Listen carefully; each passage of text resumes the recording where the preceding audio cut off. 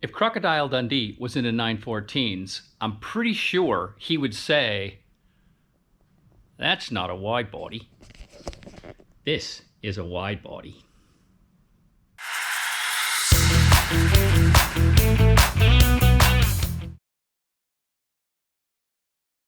What in the world is happening here? So an online acquaintance of mine saw this car on Bring a Trailer, and I will make a long story short and say, he bought it. And I will tell you, if I had not already done the flares on my car, I would be sorely tempted to do this body kit. It is a Group 5 body kit from, I think it's AIR from back in the day. And many of you who have been into 914s have seen this car online, pictures of it online, for probably years and years. I mean, the famous picture for me was this view where, you know, the struts that support the outer fender. And it's got, I think they are 11s and 14s. It's a 265 in the front. And what in the world is this? I can't even tell. Oh, what is, oh, 335 18s. Are those 18s? Yeah, 335 30s. And I am a big fan of vents, and this car wins the vent award. And anyway, so my buddy bought it and said, can you take a look at it for me and make some recommendations about what it might need? And there's a few things. I mean, one, I'm not a fan of roll cages on the street, but this has got a really nice cage in it. I mean, race car level, you know, really nice welds. But, you know, it's stitched to the windshield. You can see here, stitched across the whole way, speed holes, all that. The cross brace that runs around behind the seat, indented for the driver, but then they plated down from there and back. So, I mean, this thing is, it's ready to go, you know. Door bar support down here for the long. So, I mean, this chassis is super stiff at this point in the cage area. And then it's got some supports in the back. Things I'm not a fan of, these seats, I think, are not going to work. They're either like 924 or 911 seats. I don't know my modern Porsche seat, but they're not hooked up. They sit way too high, and because they're pretty thick, they don't go, in my opinion, they don't go back far enough. So I'm gonna swap these seats out for him. You know, Willwood pedals down there. It's got Boxster calipers, 911 brakes. I mean, look at the freaking look at this and that's a little more than half the wheel. I mean, it is hilarious. I love this car. Yeah, it just needs some help. Little things like the throttle cable is not super oh, what's the right way to describe it? You really got to mash on it to make it do anything, so it's hard to modulate. And it needs things like turn signals. You know, there's no mechanism here. So yeah, crazy build, but boy oh boy, I love the way this car looks. It is very cool. So I'm going to spend some time playing around with that. Hopefully not a lot, because I really need to stay focused on the Ferrari build. But how can you say no to this thing? Look at it. Oh my God. So I have to say, I believe right now I might have 3 of the world's coolest 914s here at the Red Barn.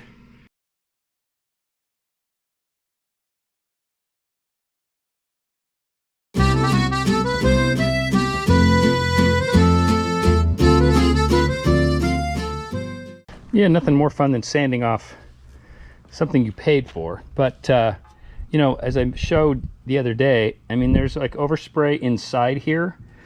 There's, you know, this should have been taped off.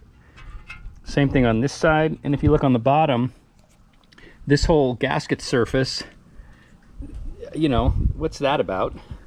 There's overspray all over this thing. And there's, you know, it's just, you know, no, it's not okay. Okay, that's going to be the last of my bitching about this, and I'm going to get back to tidying it up. So those of you guys that know about powder coat can tell me, you know, there were a couple spots on here where I barely touched it and it went right through to the raw material. And it wasn't very wrinkly. So I also think that this might have been a very light coat of powder coat. Not that I have a problem with that in per se, but I wonder if that's why it wasn't as wrinkly as it might otherwise have been. But in any case, the good news, if there's good news here, it's that I'm not going to try to cover this whole thing in the wrinkle paint. You know, like I don't need to do the underside because it's all nice and protected.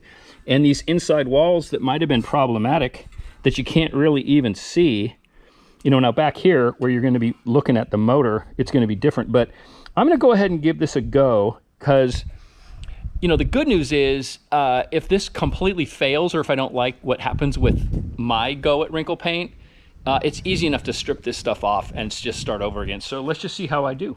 Well, as they say, when you try something new and you're not very good at it, they say, don't quit your day job. So I think, you know, maybe I got lucky with the air oil separator, but here's the result of the red wrinkle. But it looks like there are like some fish eyes. I think, yeah, that's coming through. There's some fish eyes near the JB Weld, and then there's some random ones kind of in other places. Like this one is just horrific. And I wiped this whole thing down with acetone, but I will say I didn't put anything on it. I didn't prime it. And I'm thinking that maybe this thing's got some contamination in it, because you can see, can you see? There's like fish eyes all through there. And I was pretty careful, and you know, there's not fish eyes on this side. And no, this is, yes, this is painted over. And I got to sand that all off anyway, instead of trying to tape it. Anyway, so I'd give it like a, well, you know, you can see it's got like fish eyes. So it must be contamination, right? So I am going to go ahead and strip this thing and then prime it first and make sure that the primer is good on there. Now, I will tell you that when I first put the paint on and before I hit it with the heat gun to get the wrinkle going, and it was just a complete gloss red, there's part of me that says, do it gloss red. It's not a Ferrari. And it looked really, really kind of cool and very sleek. So I'm going to give this another go after priming it and touching up these other, flatten the other areas of the powder coat. And if it doesn't work, I may just go with a flat or a complete gloss smooth. Because I will say it looked pretty cool that way. But I think I can make this work. So let me give that a go.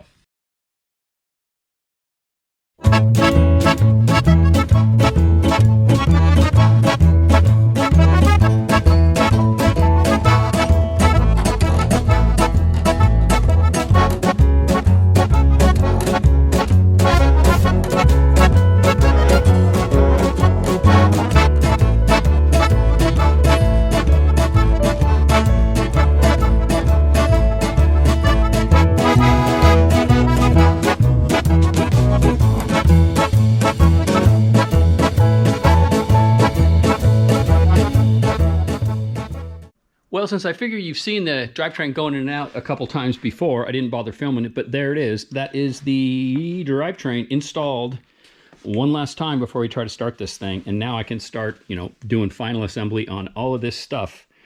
And not that you can see it, but there's the lovely powder coated engine cradle and all that good stuff. And it's looking good. I got some missing fasteners there. I got to order some stuff to match that stuff. And yeah, that coils out because the lift strap was running into it when I was putting the engine onto the trans. Which also you saw, I was struggling with that for a second and realized, I looked down thankfully and noticed that the crank position sensor, the ring gear steps up a little bit.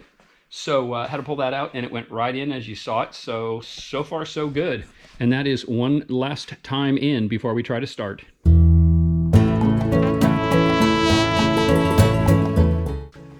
And here's the lovely wrinkle finished air oil separator with the new seal put on it. And in it goes.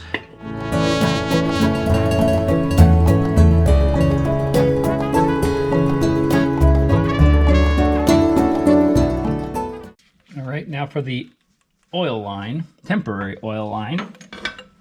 This, as you may recall from earlier episodes, when I say it's temporary, I'm bypassing an oil cooler. I haven't landed on exactly where I want it to go. So this is just a direct feed from the low pressure return to the air oil separator. And this is a -16 AN line, which is the same size essentially as what Ferrari used.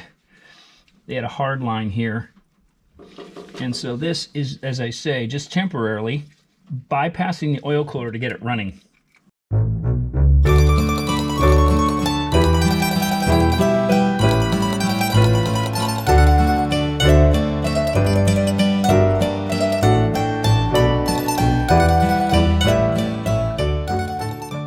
All right, and there's the injectors and the fuel rails all put on. And I don't know, you might have, I didn't film it, but I forgot that there are these little injector clips that actually locate them, prevent them from rotating. So I had to just pop this back off, put the clips in, put them back on. So that's all nice and done. Turned out great.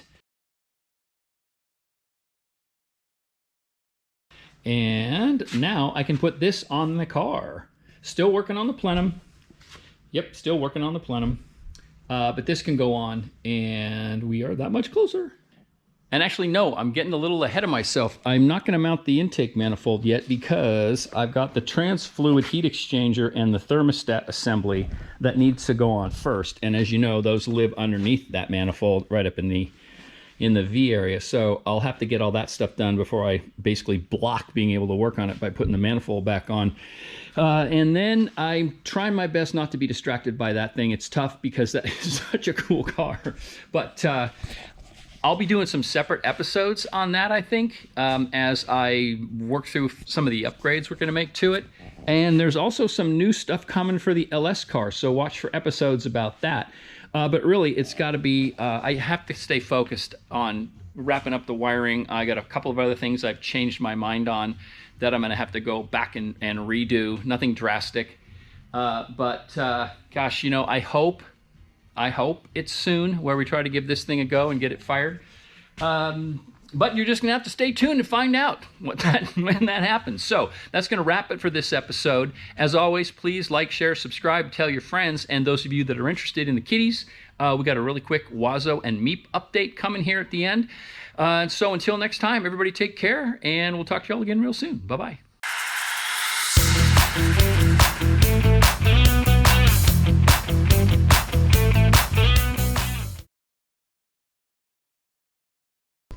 Okay, let's do a quick check-in on the kitties. There's some big news. Big news. Oh, they're not here. There's the boy. There's the Meep. Hi, Meep. And where's Mr. Waz? There he is. Now, you may not be able to tell by looking, but that boy right there. He's gained a lot of weight. That boy right there is over 3 pounds now. Oh, and he's coming in for the attack. Hi, guys.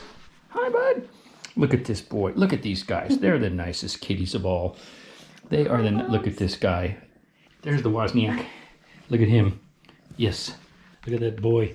Get him. Scratch him, scratch him. Oh, coming in for the close-up. And then there's Meeper. And these guys get along great. Look at the Wozniak. Hi, bud. How are you? Hi. Hi. Something fun that has started happening. At first, they only played together.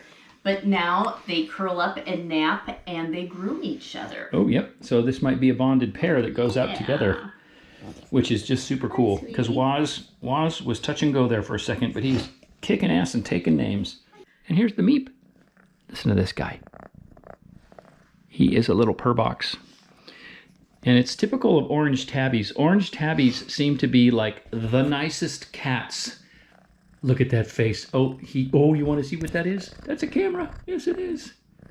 Yes, it is. Okay. All right. You guys just hanging? Woz is saying, I want to go up there. Hi, bud. He's planning his attack. Uh-oh. He's planning his attack. That's right. And look at this boy. He is so cute. Yep, he is so cute. He wants to shake hands all the time. Hi, Meep. What is that? What is that? Hi. Hi, hi, hi. Hi, hi, hi.